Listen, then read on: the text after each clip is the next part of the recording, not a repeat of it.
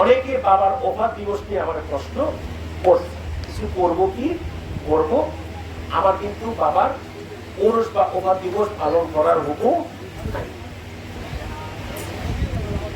কিছু জিনিস আপনাদের শনি বাবার একটা লেখা থেকে পড়িয়ে শুনে, ঠিক আছে, যাতে আপনারা পরিষ্কার হয়ে যান।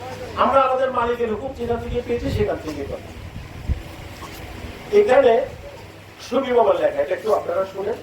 ৭ই ফাল্গুন জন্মতিথি রহিবে অমর হয়ে, মৃত্যু দিবস রহিবে না আর, আসিবে কান্না লয়। কথাটা বুঝছেন? বলছেন তোমরা আমার প্রশ্ন পালন করো, ৭ই ফাল্গুন আসিব আমি নিত্য নব সাজে, মৃত্যু কথাটি সত্য নয় যেন মানুষ মরে না, আমার যত আশা যত ভালোবাসা দিলাম উজাড় করে, হৃদয়ে তোমরা ধারিয়া রাখিও আমায় অমর। এটা হলো শনি বাবা, ঠিক আছে। আমি কিন্তু কোনো ওরস পালনের হুকুম পাই নাই।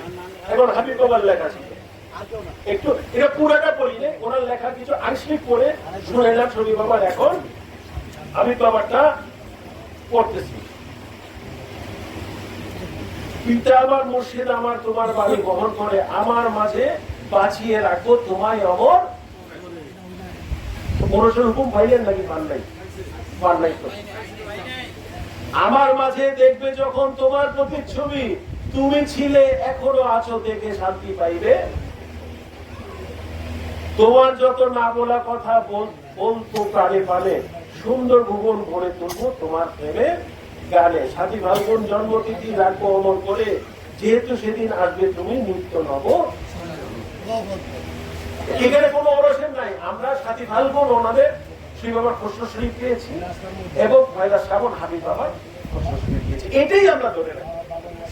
কারণ ওনারা যেহেতু অন্যটা করতে না রাস্তা, আমরা তো যার জন্য করব, যার হুকুম নাই, যে যেখানে মত দিচ্ছে না সেটা আমি কেমন করবো।